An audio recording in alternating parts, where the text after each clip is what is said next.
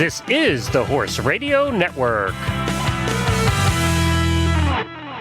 This is episode 43 of the Dressage Radio Show on the Horse Radio Network. We would like to thank our sponsors, Kentucky Performance Products. They offer supplements designed to give you the most value for your dollars. Visit them at kppusa.com.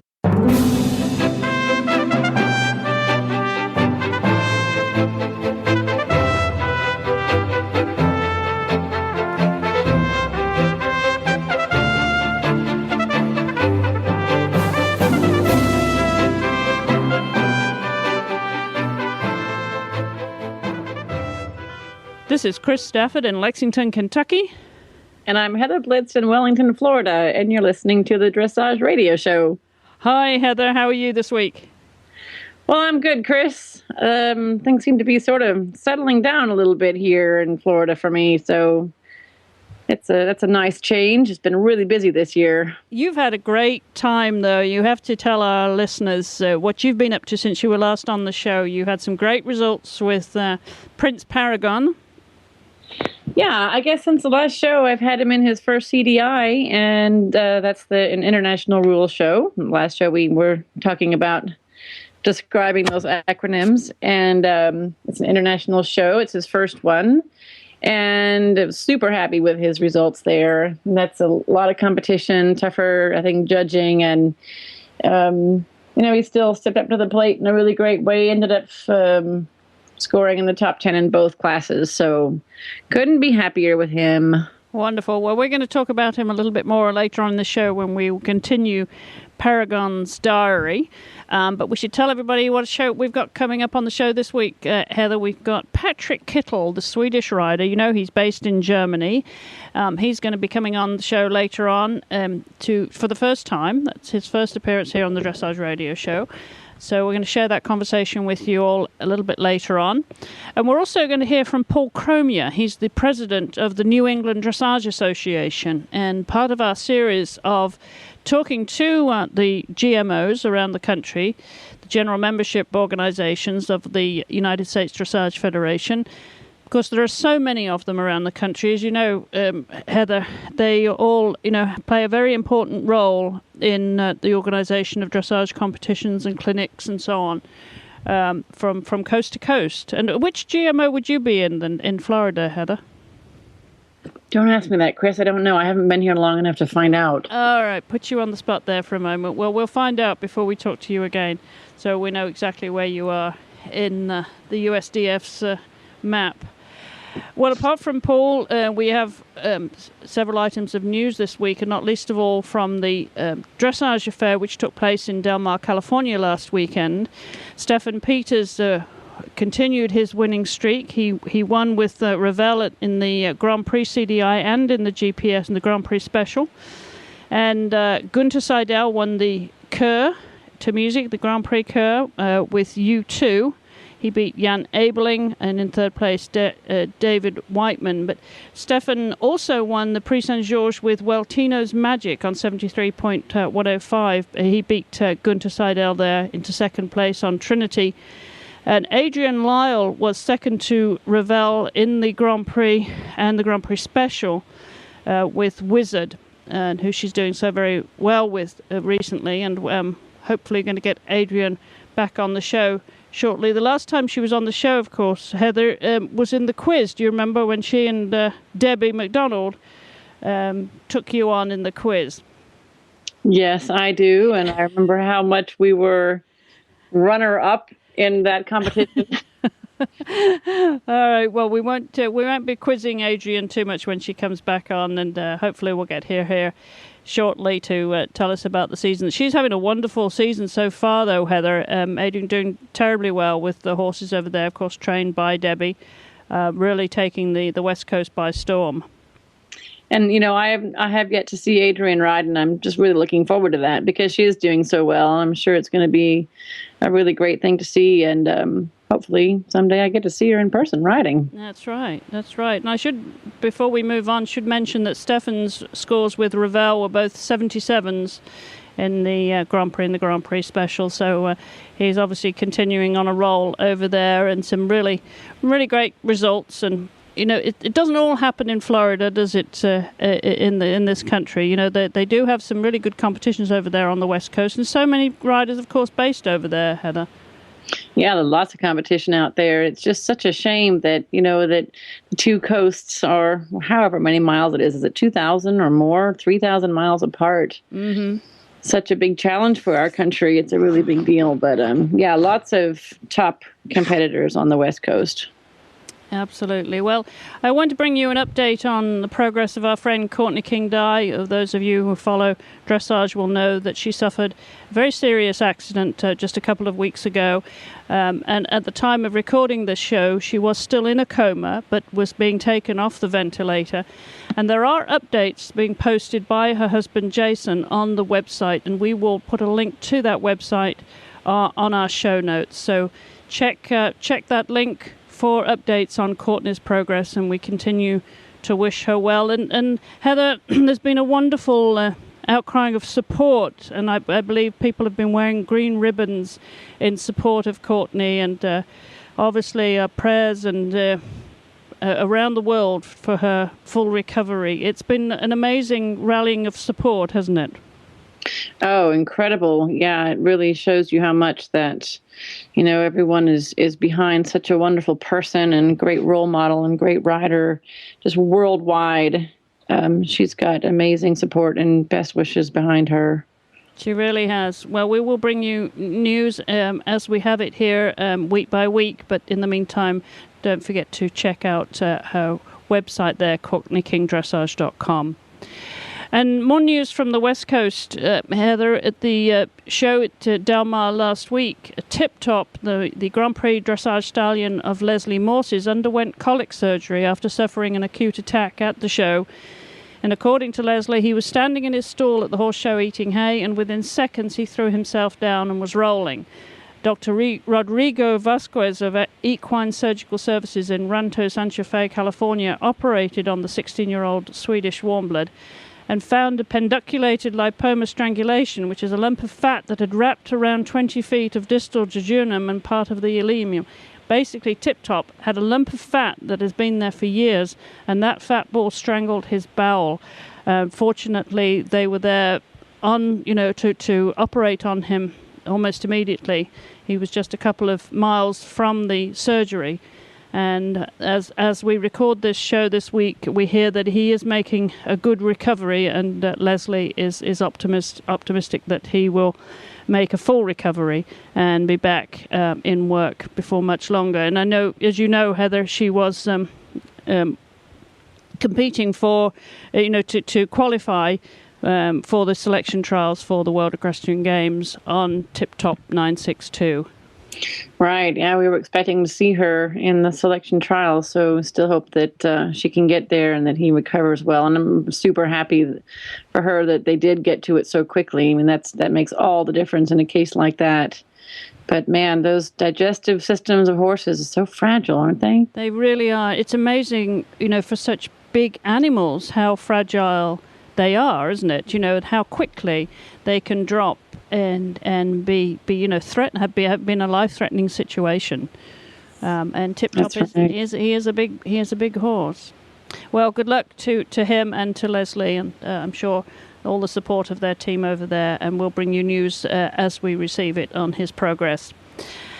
The United States Dressage Federation has recently announced an increase in membership dues and horse registration for the 2011 membership year, which begins December 1st, 2010.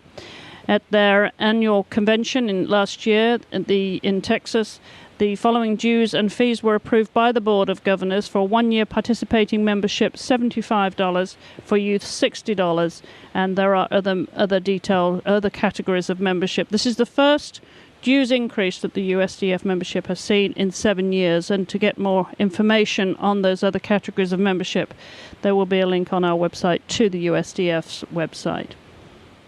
And just one more piece of news, and that's out of Europe. The Australian rider Hayley Bereford, who's been based with Isabel Worth for the past 4 years, will be moving to Switzerland, where she's been invited to take over the training in Otto Hoffer's barn in Schaan, which is just over an hour to the southeast of Zurich. So and a big opportunity for her Heather, because they're not going to get those kind of opportunities in Australia, are they? Are they these Australian and Kiwis, they have to go to Europe to be exposed to this level of competition and training. Well, that's right. And I think she mentioned also that she will stay in training with Isabel, which is great because, I've seen Haley for a number of years also when I was in Europe, and I've seen her development under Isabel's training and guidance, and it's really vast and a really great amount of experience she's gotten from that, and she's going to stick with Isabel. But the great thing is that her husband, who's British, has gotten a position in Switzerland. So they're going to be able to, he was staying in Great Britain and she was in Germany, and they only had sort of a long distance marriage, which is tough on any relationship. So I'm really happy for her that now they get to be working in the same, not only the same country, but the same town. And that Haley worked it out to have a great position with Otto Hoffer, and she still gets to train with Isabel, and that she and her husband are together. So that's just some fantastic for her. She's a great, great person. I got to know her on the tour in Europe, and I'm just really happy for Haley. Well, we'll see if we can't get her on the show, Heather. Maybe next time you're on, we'll see if we can't get her to join us in conversation. That's a great idea. All right. Well, great. Well, before we come to our first guest this week, Heather, we're going to take a short commercial break here, and we'll be back in just a second. Well, if you're a regular listener to the show, you know we talk a lot about Kentucky Performance Products, and that's because they are a name you can trust to give you the most value for your supplement money. Kentucky Performance Products offers supplements designed to target specific problems and are made with high-quality ingredients included at effective levels. The company's supplements are intended to complement, not compete, with your dressage horse's current feeding program, guarding against oversupplementation, and each product is backed by sound research and a money-back satisfaction guarantee. And today we'd like to talk to you about Nalox, the original equine antacid. It's recommended by veterinarians and leading horsemen as a way of maintaining a healthy stomach, which reduces the risk of ulcers. Nalox can be given daily to horses exposed to stressful conditions or as needed when shipping, competing, or during stall confinement. You can learn about Nalox and all the products at Kentucky Performance Products at kppusa.com. That's Kentucky Performance Products at kppusa.com.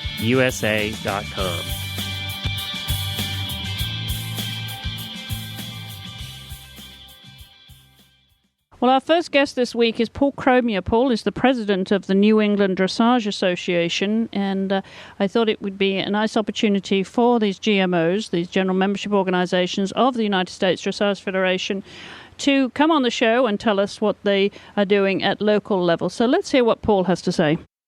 Well, Paul Cormier, thank you for joining us on the Dressage Radio Show. You've been president of NEDA now for, some 6 years. Tell us a little bit about the organization's history, Paul.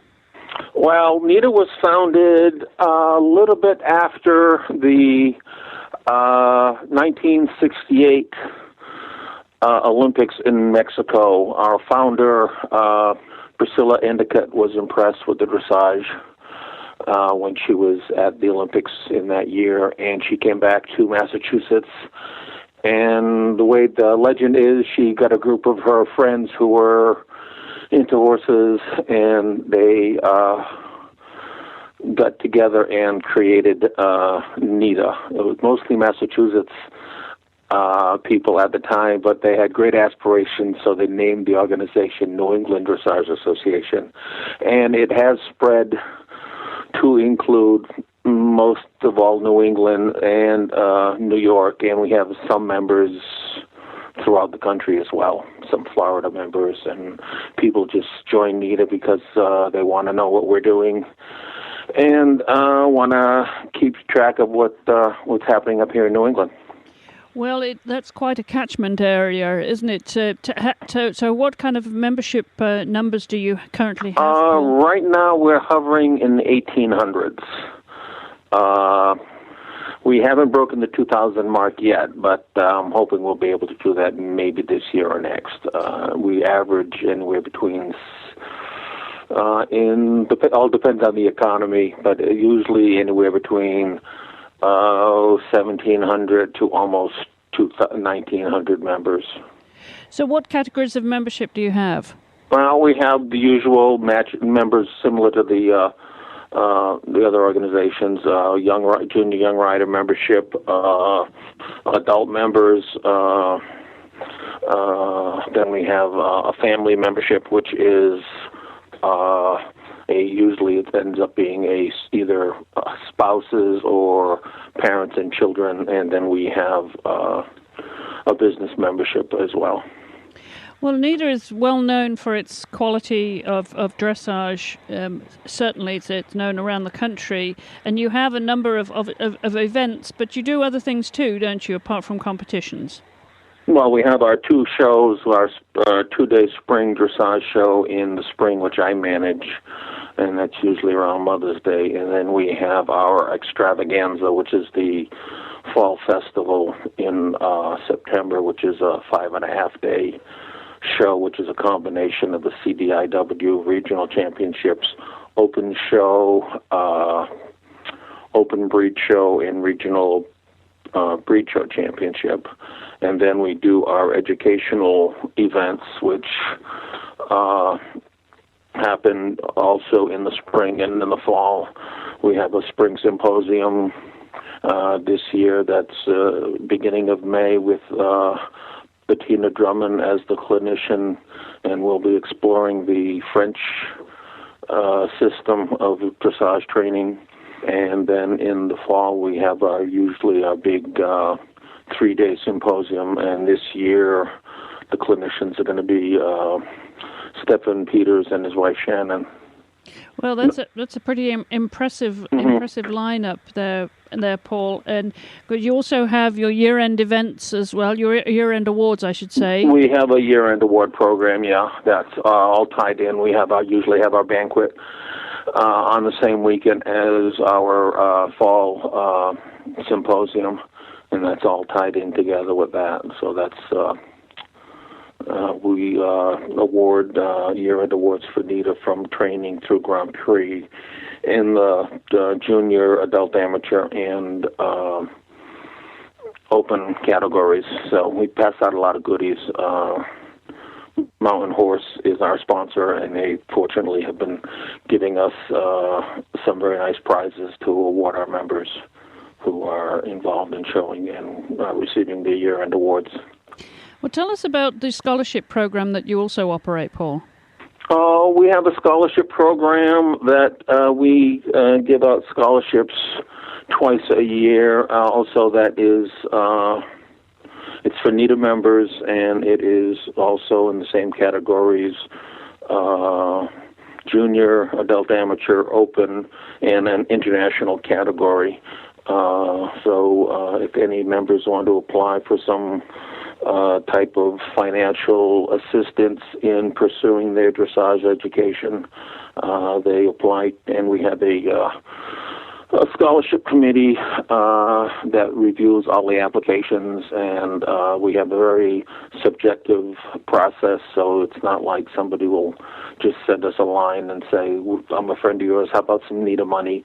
No, there's a complete process to keep very unbiased and very fair. And scholarships range anywhere into about a few $100s up into the thousands of dollars if we have an international competitor who is seeking to advance their training. Like in some case, recently we gave Courtney King-Dye a scholarship right before the Olympics so she could go to Europe and train. And we've given competitors scholarships to train, as well as for if they're interested in pursuing, say, something like a judging program, so they can get some education so they can go on to be judges. Well, there's certainly a lot of activities going on there, which, of course, depends so much on the volunteer basis. Do you find that your volunteer levels are maintaining, or how are they at this time? Well, the entire board of directors is volunteers, so and that's a working board. So we're not just sitting there watching people do things. We're out there getting our hands dirty, which is mostly what I do, because I do a lot of setting up of dressage rings at horse shows. But the volunteers, we have different committees. We've recently created a technology committee so that we can take advantage of what's going on in the cyberspace, in the electronic world, so that we can keep up with a good quality website, and that we can offer signing up for symposiums and our events online to make things a little bit easier. Some people have gotten to the point where if it's on paper, they don't read it, but if they can see it on their computer screen, they're able to download or fill out the auditor's form or writer application and push the send button and get it off to somebody. So we're trying to keep up with that so that it'll make it easier for people to get involved. And if they want to volunteer, sign up as a volunteer, sign up as an auditor or a demo writer, we're trying to make that available to them. Well, it is an ever-changing world, as you say, with technology now and access to the internet. Do you find that streamlining your costs somewhat, that you don't have to rely on the mailing system? We still have a lot of people who want a piece of paper in their hand. So our newsletter we do online for the members who request it, but most of them still want a piece of paper in their hand. So we do mail out our newsletter, and we also publish our yearly omnibus with all the shows in the region in it, so that and that they want. That's when we've done surveys, membership surveys. That's one of the major reasons why people are coming and joining NITA, is they want our omnibus in their hand every year. So we have to publish that and get it out to the membership. But if that's what they want, that's what we'll do for them. So what would you summarize as being your goals then for the rest of your tenure there as president, Paul? Well, I would like to leave with at least 2,000 members. That's always been to get the membership up. Sam Barish, the former president of USDF, always used to introduce me as the president of the second largest GMO in the country compared to California Dressage. And I always and still correct him, saying that I am president of the largest single chapter GMO in the country because California Dressage has got 34 chapters. And proportionally, population-wise, there's considerably more population in California than there is in New England. So proportionately, we have considerably a lot more members. That's the way I do the arithmetic in my head about that. I see. Well, we wish you all the very best for this year. It sounds like a really exciting year ahead with some star performances there and guests going up to New England, and hopefully that you'll reach your goal before the end of your presidency, Paul. We want to thank you so much for spending time with us today here. Thank you very much. It was a pleasure talking to you. Well, it's really important, this is such an integral part of the fabric of the sport, isn't it, Heather, to have these local organisations, and not least of all the NIDA is one of the most popular and active and busiest GMOs in the country, and as we heard from Paul, they have some great guests. They've got Stefan and Shannon Peters going over there for a clinic this year. So, I think that's the great thing about the sport, isn't it? That that you can share these resources around the country too. Oh, absolutely, and I mean that's such a huge benefit for the members of the GMO and the organization that takes behind it. My hat's off to the people who run those. It's so much work, and a lot of it's thankless, and maybe not so obvious that what it takes to do it. But they have a great GMO up there. They sure do, and we'll be continuing that series as we work our way around the country to hear from other GMOs too. Well, we're coming to our next guest in just a moment, but before we do, we're going to take a short break for commercial, so don't go away. We'll be back in just a second.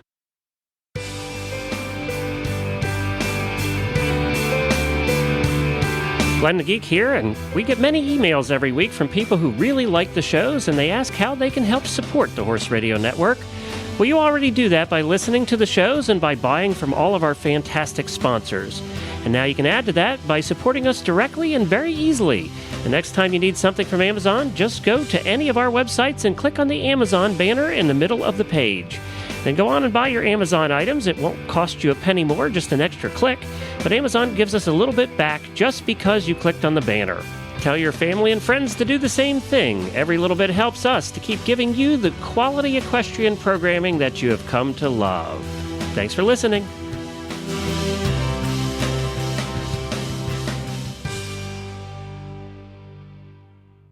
Well, our next guest this week is Patrik Kittel. He's a Swedish rider, but he has been based in Germany for the past few years.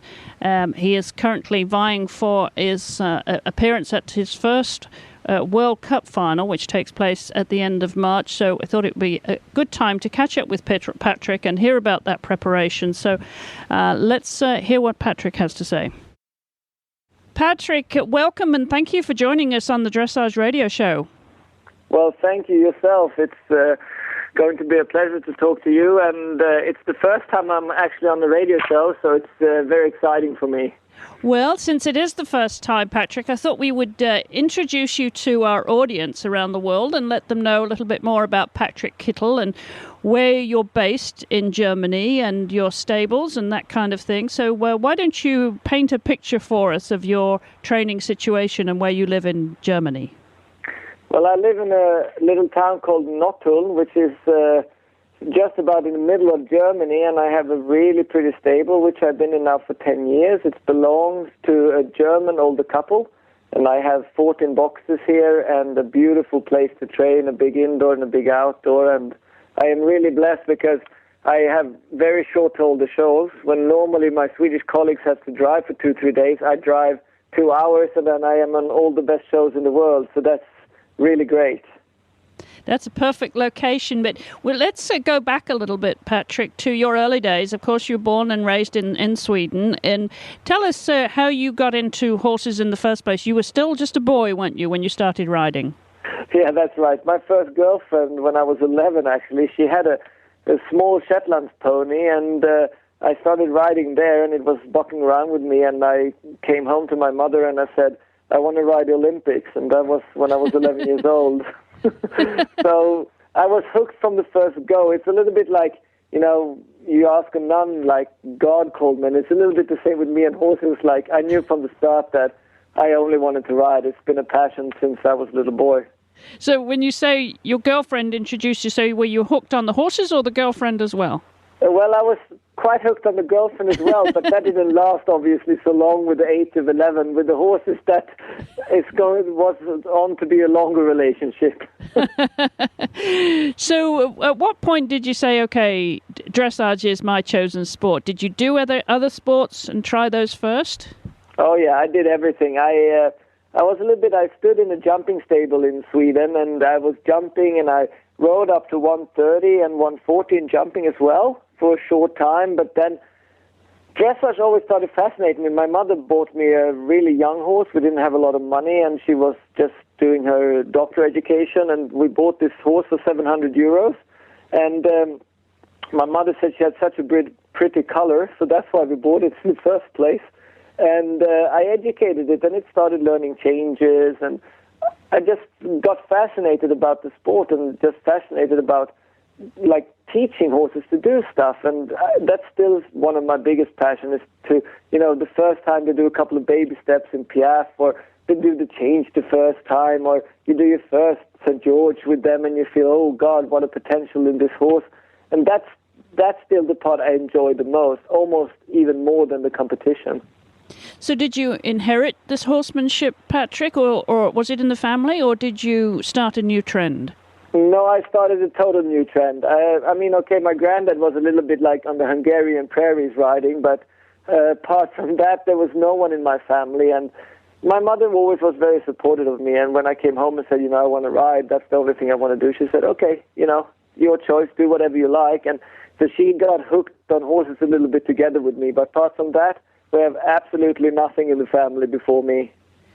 So when you left school, you headed to a professional career with horses. Tell us a little bit about the early beginnings there. I went to a Swedish sport gymnasium, which I was really lucky. I could ride like 1 hour a day on school time. So I did a journalist education, and then I did riding in the afternoon. Like for an hour, you got a training every day, which was really good. For young people, you got someone to look at you all the time. But I always was fascinated by Germany, because Germany, like 15 years ago, was the country that were winning, and they were really, so the only thing I wanted to do is to go to Germany, be the best. And, when you're a young boy, you have not so big idea how difficult it was in the sport. I just thought, you go to Germany, you work a little bit, and then you will be a world champion. And then with the time you learn that you have to put in a lot of extra hours, and even then it's not sure how far you're going to come. So I was already with 18, I said, Germany is my goal, go to Germany. So I did just that. And when did you begin in Grand Prix? I did my first Grand Prix when I was 22. It was a horse that it could everything, but it was very hot, and it was a little bit difficult with the frame. It was very light in the hands. It was a little bit nicking with the head.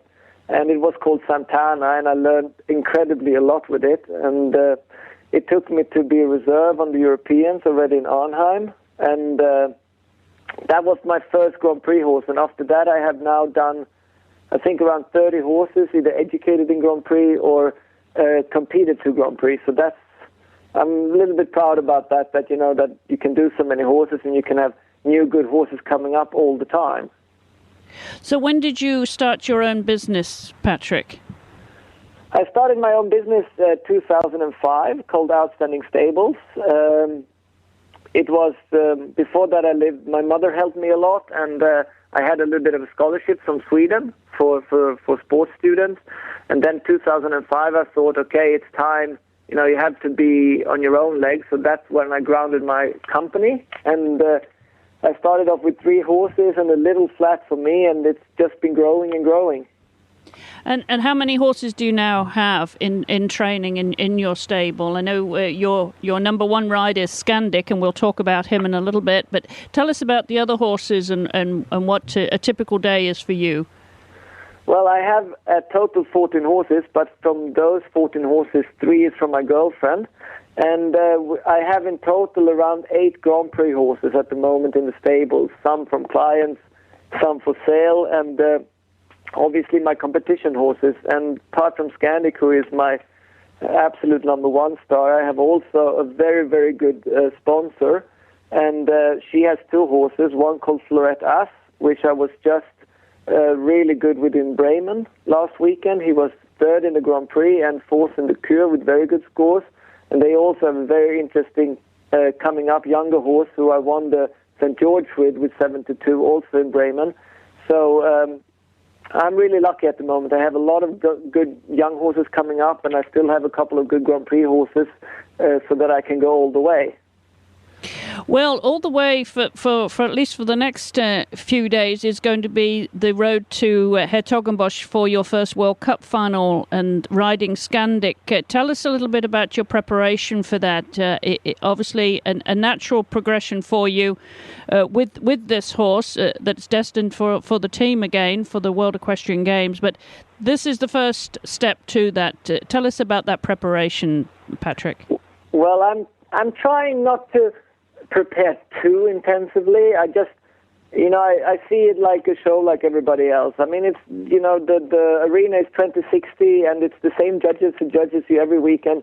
I went to Göteborg and I was really a bit nervous because I really wanted to be good at the home crowd, and Scandic did 2 fantastic riders and I did my personal best. And I'm not trying to get better. I'm just trying to train and get my horse better, and then I hope that the results comes. It's no point of stressing it or trying to push for it. It's just, you have your training routine, you have your competition routine, and I think it's just important to follow that and to feel safe about yourself and your horse. And I think then the results will come also. Well, tell us about Scandic. How did you find him? Did he come to you or did you go and find him? I think it was a mutual. He came to me and I came to him. He was standing at Graver's place, which Jan Graver and Anneke Graver, the half owner, together with Hammers, and he has done a little bit of young horse classes, and then he was a little bit tricky. He was a little bit difficult. So when he was 7, turning 8, a contact of me called me and said, "Oh, I know this really good horse, and can you not go and look at it?" And back then I was not really big. It's a couple of years ago, and I said, "Okay, I'll go and look at it." And I went there and I rode him, and he was quite strong, and he did not do a change. And I said, "Oh, he's 7 and getting 8." But I said, "Okay, I made a deal with the owner, with Jan, and he said, try it for a month and see what you can do with him." So he came home to me, and I rode him for a week, 10 days, and he is so intelligent. He just learned, it took a couple of days, and then it started changing, and then he got more loose in the body, and then I just took a little bit back, and he started to piaffe straight ahead, so easy for everything. So the owner came then back after a month, and we were both just really with a big smile, and Jan Graver has the coolest smile when he's really happy, and we just said, "Okay, we go from here." And then a couple of months later, he was already super good placed in the small tour in Zwolle. He won the Best Stallion show, and a couple of months after that, he went Grand Prix. I have never had anything like it. That is so easy to learn all the difficult stuff. Well, he's now, of course, coming 11 years old. What sort of personality does he have, Patrik? But how would you describe him if he was a movie star? I think he's not the cocky horse. He's very confident, but he's also very special in his routine. He wants his groom. He wants me. He's very special. If something is not just according to him, then he shows it to you. He's a little bit he likes to feel safe. He likes to have his people around him. And if he doesn't like something, he tell it very straightforward. And I think that is a big character of him. He trusts the people who works with him, and he likes a close team. He doesn't like a lot of different people. I had one person who wanted to be a little bit of a massage person, but he didn't like her, but he liked another girl. So he's very specific like that. A very interesting character. He knows what he wants, huh? He definitely knows what he wants, and he's also very clear on telling you if he doesn't like something. He says, no, this is not for me. And then you as a rider or as a groom would just have to say, okay, well, then we try a different approach. Well, I also want to talk about the recent video, Patrik, that brought you and Scandic into the limelight and give you the opportunity to tell our audiences exactly what the other side of that story is to the video that they saw. It must have been for somebody who obviously loves his horses and loves the horse in question. Tell us your side to the story, Patrik. Well, I think it was a very sad story, and obviously this... I was very shocked when I at all heard about this, because the video was taken out of total warm up very badly, and it was cut very badly as well. I mean, I train in the Dutch system, which also means that you ride the horses deeper, but we also always variate the frame, because otherwise you would also not be able to have it up in the show. And I think a lot of times the Dutch system is very mistrusted and also put in a bad mouth, because the system is a lot more about having the horses in front of the leg, to have the horses working in speed control and working with different tempos, and you constantly variate the horse in the frame, up, down, low, deep, in everything, in every frame. And what this woman did was, she has for me, this is my side of the story, she has a site on the internet where she likes to create a debate. She likes to provoke, and that's what she wanted to do. She wanted to spark a debate about this, and she took me as an example and put me in a very bad light. And I always say, when people ask me about it, I'm very open to have a discussion. I'm very open about different training system. I'm also very open to show people the way I train. I would never ever try to train my horses in a way that would hurt them or make them feel uncomfortable, because I don't believe that you can achieve anything by using force on a horse, because the horse will then tell you that it's not right. And Scandic, like I said before, has an enormous character. And if I would tell him you had to do the way I want it, then he would just tell me, well, mate, you can go off now, because now I'm going in another direction. So I hope really that I have put it behind me. The FEI has spoken me free. They sent me a letter, which was not really in a big way, and I have appealed to it anyway, because I really want to make sure that this never happens to anyone else. And I want to make sure also for the public opinion that I would never do anything to harm my horses. And I have ridden dressage now for 15 years. I have educated a lot of horses, and also at this show, like on every other show, there were a lot of stewards there, there were judges there were other riding colleagues there, and no one said anything. And also these people from this Epona TV, they were also present at this show. They had also accreditation as a press members, but they did not once ask me about anything, or not once did they show up on the press conference. I did one of the really good freestyle there. I was third in the World Cup tour. It was the opening, and she could have easily come to the press conference. She could have easily talked to me about it, and I would easily also have answered her, but instead she waited till after the weekend and just chopped it off onto YouTube, cut it and pasted it and chopped it off. And then when the FEI actually asked her to send in the information to the FEI, she just said, no, I don't want to do that. And I think it's very sad that it went as it went, but I'm a very positive person, so I try to see the best in everything, and I hope that people look into training, and that people also open their eyes. As I said on the press conference in Göteborg, all other sport artists go forward. We have a better breeding. We have a better... The riding is getting better. Everything is developing. Every other sport is developing. Why are not the dressage sport allowed to develop?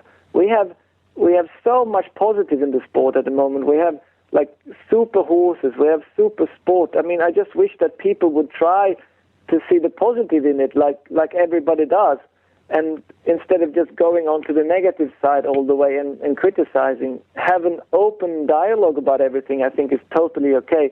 But I also think that you should have all the facts in the hand before you start accusing people. And when I get an email of people who's trying, writing and saying they want to kill me, they want to kill my horses, they want to kill my future wife to be, then I'm just like, okay, people, that is not cool. And like I said before, I have put this a little bit behind me, and I really hope that people go to the show and look at the training system. I think if they actually look how I ride and look how my horses are going in the test, and they look at Scandic and they see how happy he is with what he's doing and really trying, I think they will have a total different picture about me, and also about the system that I work in, which is a very, very good system, with also you can see a lot of horses doing, and a lot of horses going with older age, and also with a lot of good results. Well, you've obviously got a very big year this year, Patrik, with the World Cup finals and the World Equestrian Games, I'm sure, vying for a team place there too, and as you mentioned, a future wife. Yeah, it's going to be an exciting year. I'm definitely trying to go for the WEG. That is no secret about it. And I think if we're developing in the way we are right now, I really hope, maybe to be able to fight on the place in the top 5. I mean, obviously there are so many good riders in the world at the moment. You have, like, from America, you have Stefan Peters, who I admire. He's a really good rider, has a great horse. You have Laura Bechtolsheimer, has a great horse and really developed as a rider. And then, of course, you have Isabel and the Dutch and. So it's going to be really tough, but I'm developing all the time as well, and the percentages are going really high and higher now. And it's very exciting. I'm really, really looking forward to go to Kentucky, and it's going to be my first World Equestrian Game with Scandic. And the week after that, we're flying basically straight from Kentucky to Australia, where we are going to get married. I was going to ask you when the day was going to be. So right after the Games, what a wonderful thing to look forward to. And tell us the name of your fiancée. My fiance's name is Lyndall Oatley. Some of the listeners maybe know her cousin called Christy Oatley. She has been Australia's biggest rider for a lot of years, and we actually met like 3.5 years ago when she bought a horse from me, and she came back to train, and then it took only a couple of minutes, and then we fell in love, and on that way it is. Oh, well, what a wonderful year it's going to be for you, Patrik. We want to wish you the very best of luck, and congratulations on your forthcoming marriage, and good luck to you at the World Cup and to getting on the team for the World Equestrian Games. And hopefully we'll be able to resume our conversation here when you get to Kentucky and have you back on the show. Thank you. I'm really excited. It's going to be a great year. I mean, the horses are going well, and I'm very much in love. I'm really looking forward to get married, and Kentucky is definitely going to be a big highlight this year for everybody. And I don't know anyone that I haven't talked to, and they said, "Oh God, Kentucky!" You know, everybody's so excited to go to Kentucky. So I'm really looking forward to it, and I'm looking forward to meet you there as well. Thank you so much, Patrik. I appreciate you spending time with us today, and we'll follow you the rest of the season and see you here in Kentucky, hopefully. Thank you very much yourself. All right, well, we wish him the very best of luck as he prepares for the World Cup finals, Heather, and maybe see him over here for the World Equestrian Games later on in the year. Well, we're coming to a feature that we had, Heather, in when we started last year with the Dressage radio show, and that was for Paragon, your lovely Danish warm blood gelding, who, when we started, of course, he was just in the early days of his training, is now coming to, his 7th birthday this week. He is, and I think we're going to have some kind of a fun party for him, and I know he's looking forward to that.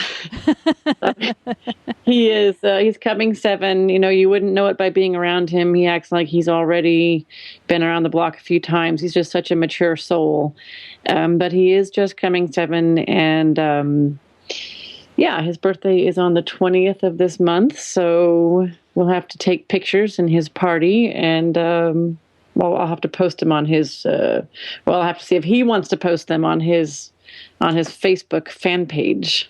Yeah, he has quite an active fan page, doesn't he? Which we'll link to in our show notes. But he has quite a bit to say for himself, doesn't he? Well, he does. He's quite an opinion, and he likes to get the word out to his fans what his life is about and what he's doing. So he's quite dexterous with those hooves on the keyboard. He certainly is, but he does have a lot of fans too.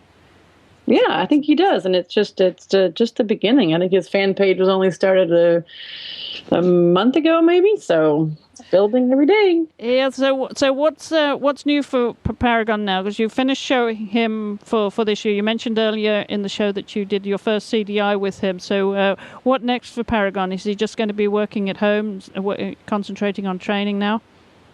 Actually, yeah, he's so young, and I mean, he did fine. I took him out 3 times in this Florida winter season, 2 regular shows, and then that 1 CDI, and I just really did it to get a feeling for what he's like in the show ring, and learned a lot about that, and there weren't any real surprises. He was actually pretty straightforward, like I expected. He's not one that pulls something out of his hat that I didn't expect. So he did great, but at his age and his size, he is 18 hands tall, and he still has quite a bit of strength to build. And at young age on such a big horse, it really can take quite a bit of time. So I certainly don't want to push him in the ring. I mean, he works hard in training, but when you train for shows, it's just quite a bit different than when you train just for training's sake. And you don't have deadlines to, that I have to, for instance, make the pirouettes perfect, or that I have to make the half passes just right, and I can just train and listen to him for his needs and what he can offer that day, and it's a really big difference. So I just want to be very careful with him that I train him in his best interest, and that our main goals are really going to be when we come out actually next year. And I might show a little bit this fall just to test a bit our training again in the ring. But I think mostly I'll look for his next major competition outing to be possibly January, February of next year. Mm-hmm. So consolidating the training, and we also hear, how not only how big he is, but what a big stride he has. Didn't we hear you say that he how much he leaves the ground, and how elevated he is for such a big horse. It's hard for you to get across the diagonal and get the strides in that you need because he's so big. That's true. I mean, the arena, the 20 by 60 meter dressage arena really is too small for him. And I've been working now with some ideas on his intermediate freestyle that I will need soon. So I've been counting strides. And for instance, his extended canter across the diagonal, where most horses, like the normal warm blood horse at his level, has about 18 to 20 strides in the extended canter across the diagonal. Well, Paragon only has 13. It's enormous stride, and but at the same time he keeps it so contained that there's just a way that he combines a really huge stride with still it being organized in a way that it's hard to imagine how he does it, but he pulls it off. So he's got a huge stride, and I really could use a few extra meters to really show off his full power. But I don't think the FEI is going to change that just for him. Oh, but that's huge. It must be an amazing feeling to ride a horse, not such a big horse, but a big horse with such a huge stride and having to contain it in that space. It is. It's indescribable. I just love being up there in the saddle, and it's definitely my favorite part of the day. It's the favorite part of my life right now. I'm a very lucky person to be able to ride that horse. Well, that takes us very nicely into a tip of the week, Heather, and not just riding in circles, but riding in squares. Yeah, well, I think we can all get a little maybe too used to riding in curved lines and circles, and we do focus a lot, of course, on bending and lateral suppleness. But I think there's a huge difference when you practice or you make a change from riding on let's say a 20-meter circle to riding on a 20-meter square. It adds a lot more kind of question to the mix as far as your horse's ability to accept both, the aids on both sides of their body. And when you're going on a circle and you have some inside bend and you have the horse in the outside rein and you can keep them sort of steady on the circle, that's definitely something to accomplish. And it's not something that you don't want to do by any means. But when you go from that exercise to putting your horse on a square, which is, of course, a straight line, and a straight line should feel like you could either turn right or left. And when I start this with students, sometimes, it takes them a while to get to the point where they can really, from one stride to the next, either make a right turn or a left turn. So that means they're not tending either direction at all. I mean, that's the definition of straight. To being able to make from that straight line like a 90-degree turn, because the square has 90-degree turns, and then immediately onto another straight line. It really adds a lot more difficulty and precision and challenge to, what seems like a simple geometric figure. It adds a lot more learning opportunity for both horse and rider to see, if the horse is really listening and waiting for instructions, or if they just kind of make turns because they predict the turn. So there are lots of reasons and lots of things that can come out from changing your exercise from a circle to a square. And each situation might be different depending on where that horse and rider combination is starting from. But I just suggest giving it a try and see what happens. And if you get to the point where you can very competently do a 20-meter circle or a 20-meter square, then I think that says a lot for the place that you are in your training. And that's quite an accomplishment. It sounds simple, but it's really not. Where would you recommend starting those squares, Heather? It's usually with the students that I start it with in walk, to be able to walk a straight line, like maybe say it on the quarter line, and to be able to make a transition to halt, and then maybe even a quarter turn on the haunches to the next straight line, which would go across the arena, to another halt, to another quarter turn, to the next quarter line. And when you can get that done like that, sort of walk, halt, turn, walk, then change it into trot, halt, turn, trot, to where you can make a square turn on each of the corners of the square. And then to be able to trot that square without coming to halt or walk to make the turns. But your horse still has to wait for you to make the square turn. And like I said, that's a really big difference, that they don't just get to turn because they predict that it's coming, but that they wait. And if you make the halt and the turn, then that can sort of turn into a half halt before the turn. And that really sets the horse up for a lot more balance, a lot more listening to the outside aids, a lot more, just lateral balance when they start turning. They don't just lean and kind of take over and make the turn for you. So it would just graduate then from a walk, halt, turn, walk, square to a trot square, and eventually to a canter square, where you could also just make the corners in quite collected canter. Of course, it depends on the level of your horse's training and if they can do that or not. But that would sort of be the progression. And it doesn't have to be a small square. It can be 20 meters. If you get really good at it, you can take it down to 15 or 10 meter square. But it's quite challenging, way easier than it sounds. Harder than it sounds.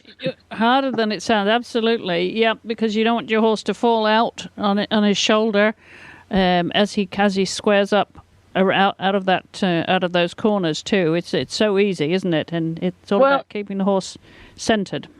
Yeah, it is. And that's why, if you go on a straight line, it's so much easier to get awareness of the shoulders. And when you go in a circle and you bend to the inside, it's easy for those shoulders to be out.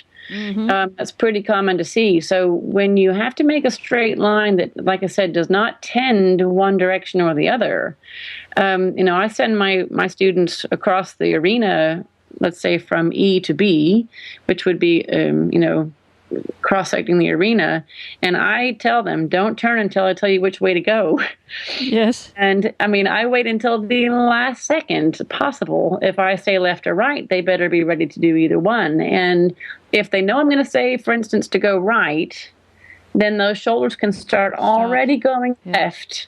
Yes. And if the shoulders aren't going left, then they really can't make a left turn because, the horse is already out of balance. So that's why that straight line really is important, to really establish that, where you don't tend either way. And then when you turn from that moment, it's a whole lot different.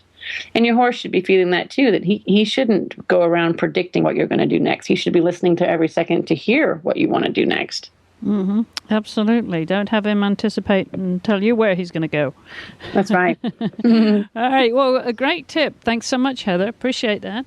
Well, we have just one comment from a listener this week, and it's from Olivia Woods, who posted this on Facebook. And she says she's a huge fan of the show. Well, that's always great to hear, Olivia.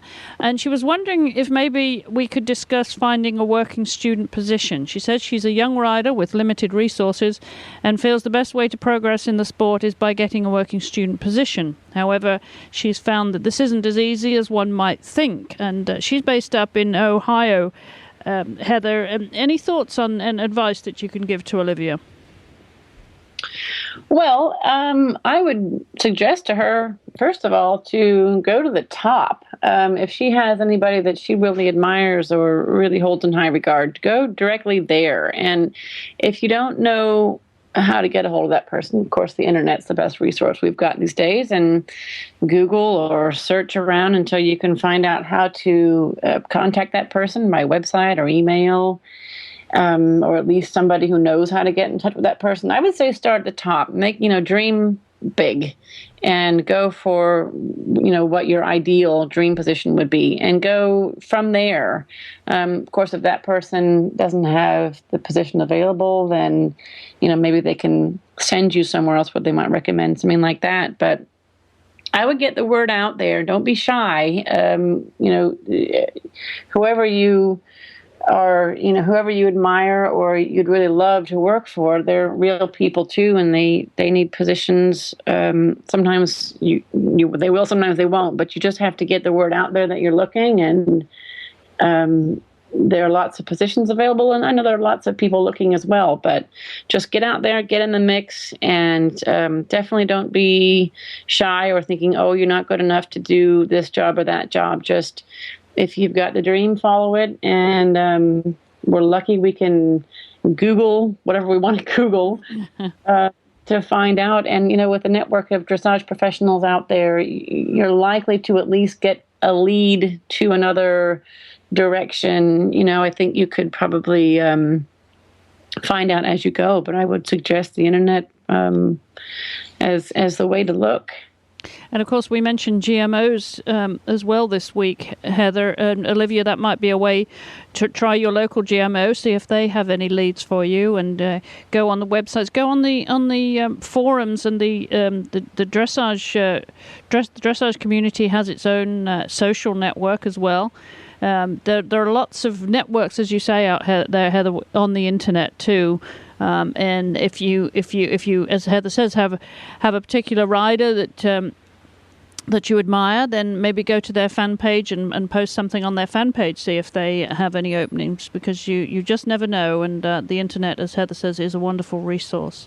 Well, thank you for that, Heather, and thanks again, Olivia, for writing in. We wish you the best of luck, and don't forget to come back to us with any comments or questions. And if you do find somewhere, we'd also like to know how successful that was. Well, we're running out of time here, Heather, this week. We want to remind you all, of course, how you can find us on our show notes and the various ways that you can reach us. You can visit our website at dressageradio.com, where the shows are posted and archived forever. And don't forget to update your podcast on iTunes as well, or Zune. And visit our fan page at Facebook. And Heather, too, has a fan page over there, which I see your fans are increasing, too, out there, Heather. You're on your fan page. I see that you got a very active fan page. You use new media, and so does Paragon. Yeah, we're learning as we go. Maybe we're doing something right. We're getting some more fans every now and then. Oh, well, that's great. Well, I too have a fan page on Facebook, and I want to thank everybody personally for joining that. I hope you'll follow along when I post news of all the shows. And I want to remind you also that if you have an interest in eventing or jumping, that I also co-host the Jumping Radio Show with Pamela Young. That's a new weekly show, and also the eventing radio show too. And don't forget, on the Horse Radio Network, we also have Stable Scoop, and we have the WEG 2010 radio show, as well as Horse Tip Daily. So lots of other shows to listen into. And don't forget, of course, you can always follow us on Twitter. We tweet about what we're doing and when the shows are going to be posted and who our guests are. And those names to follow are Horse Radio and Chris E. Stafford. And Heather, of course, also tweets, and you can follow Heather Blitz as well. And there'll be links to those Twitter names on our fan page and on our show notes. And if you have any questions, comments, or suggestions, you can write to me here at chris@horseradionetwork.com. And if you have any questions for Heather, send those over to me, and I'll make sure she gets those too. And if you prefer, you can leave a voicemail for us at 270-803-0025. I would like to thank our sponsors who make this show possible, and also thank our chief geek, who is Glenn, and for Brian, our editor, who makes us sound so good every week. Thanks to them. And thanks to Heather for joining us. Heather, you'll come back again in a couple of weeks, will you? Well, I definitely will, and it's always a pleasure to be back, and it's a blast to do the show. And I thought maybe we could send one little last suggestion, that maybe like a movie suggestion, because I just saw the Alice in Wonderland by Tim Burton, and I have to suggest that movie. Do you have one to suggest? Oh, you do? Did you? You enjoyed it, did you? Yeah, it was great fun, great entertainment. Didn't follow the book totally, so don't expect it to, but it's a great 3D movie with great effects and great acting, so I loved it. You enjoyed it, did you? Okay, then is that Johnny Depp who's in Alice in Wonderland? Yes, it is. Johnny Depp and Helena Bonham Carter, and Crispin Glover is in it. So, fun cast. All right. Well, there's Heather's movie tip of the week. And I would have to say my movie tip of the week is The Last Station. That is the last year of Tolstoy, Leo Tolstoy, of course, the great Russian author. It's the last year of his life. And talking about how the books and the movies compare. I'm actually reading the book as well, and the two are not the same. There's a lot of differences in the way the movie was produced that don't line up with the book, but both have equal value. And I have to say, The Last Station goes down as one of my top 10 lifetime best films, not least of all for the content, for cinematography, production, direction. But it was so well cast with Helen Mirren, Christopher Plummer, James McAvoy, and Paul Giamatti. It was a wonderful movie. So there's my movie tip of the week, The Last Station, and Heather's is Alice in Wonderland. We don't charge any extra here on the Dressage Radio Show for our movie tips, right? Right. All right, Heather. Well, always great to catch up with you. Come back and see us in a couple of weeks' time, and I will be back here in the chair next week. So until then, thanks everybody for listening, and have a safe ride.